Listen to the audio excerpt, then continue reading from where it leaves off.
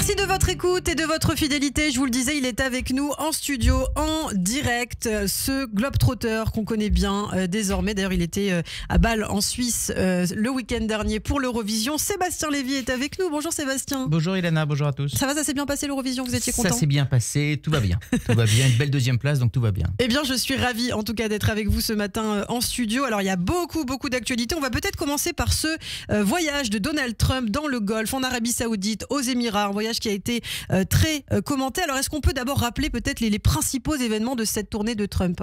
Oui, on peut commencer éventuellement. On peut dire que d'abord, c'est un voyage qui est plutôt réussi pour Donald Trump. Il y a eu plusieurs aspects. Il y a eu un aspect dont on a beaucoup parlé, c'est l'aspect business, avec donc des contrats absolument mirifiques, des investissements mirifiques de l'Arabie Saoudite notamment, dans l'intelligence artificielle, donc à peu près 1000 milliards de dollars. Vous avez eu aussi des contrats qui sont prévus des commandes de 400 milliards, si je ne me trompe pas, 4 milliards de dollars de Boeing par le Qatar.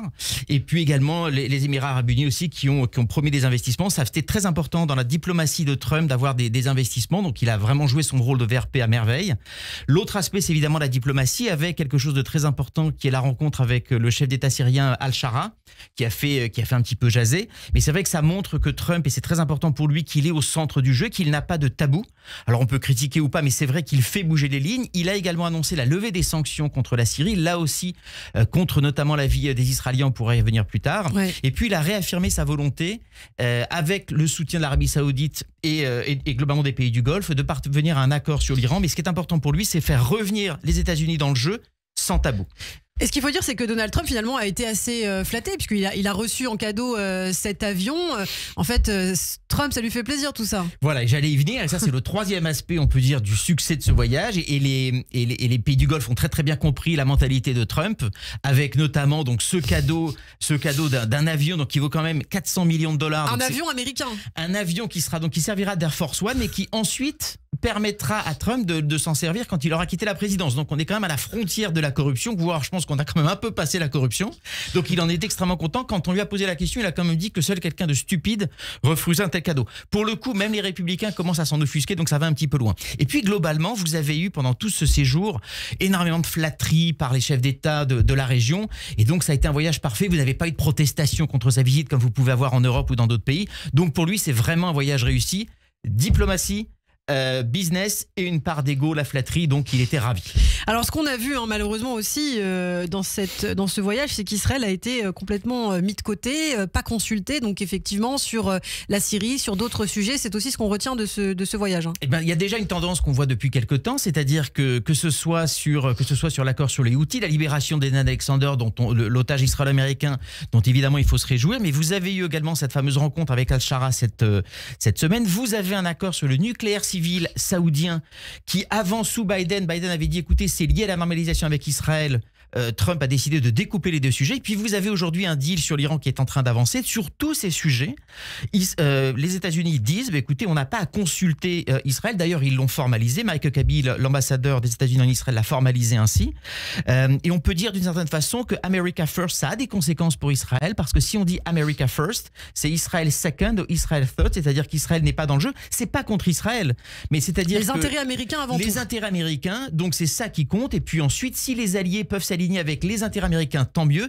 S'ils ne peuvent pas, tant pis. Donc c'est évidemment un changement de paradigme extrêmement important pour Israël. Et pourtant, alors ils ont tenté un petit peu, les Américains, d'apaiser la situation. Il y a eu une visite notamment du vice-président américain, c'est ça? Alors c'est très intéressant que vous disiez ça. Il y a eu les autorités israéliennes qui ont dit que J.D. Vance viendrait en Israël mardi. Or la Maison-Blanche a démenti en disant que absolument pas, cette visite n'était pas prévue. C'était très important pour Benjamin Netanyahou, après la non-venue de Donald Trump en Israël lors de sa tournée, oui, d'envoyer un signal de dire non, à Kol Besséder, tout va bien. En fait, il y a eu visiblement un peu spin, ou alors il a essayé peut-être de mettre les Américains devant le fait accompli, mais comme souvent, ce qui marchait avec Biden ne marche pas avec Trump, donc Trump ne s'est pas laissé de toute façon avoir par Netanyahou. Elle a dit non, il n'y a pas de visite prévue, J.D. Vance ne vient pas, donc pour le coup ça renforce un peu ce sentiment un peu d'isolement d'Israël dans la région. Oui, alors il y a cette phrase, quand vous n'êtes pas à la table, c'est que vous êtes au menu.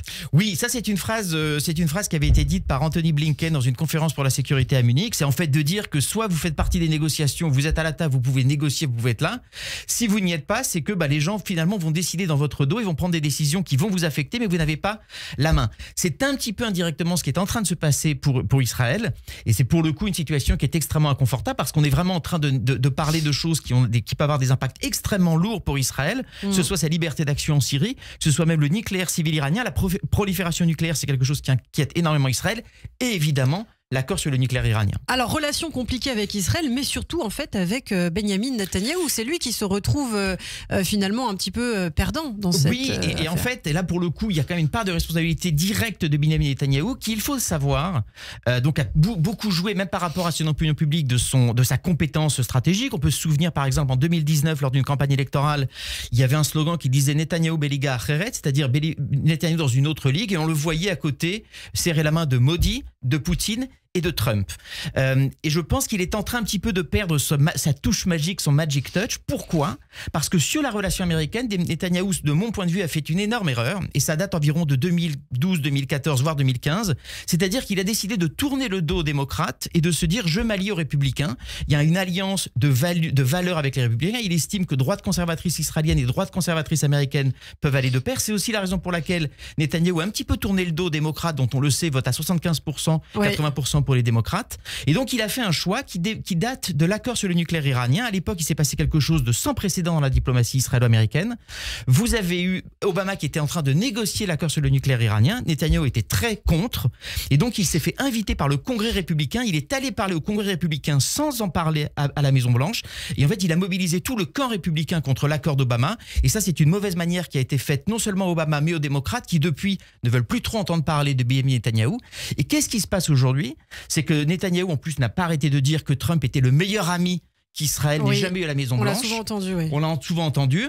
Et il avait également, avant, soutenu les candidats républicains. Mais donc, qu'est-ce qui se passe aujourd'hui ? C'est quand vous avez un candidat républicain qui se retourne d'une certaine façon contre Israël, le roi est nu, Netanyahou est nu, il n'a nulle part où aller aujourd'hui.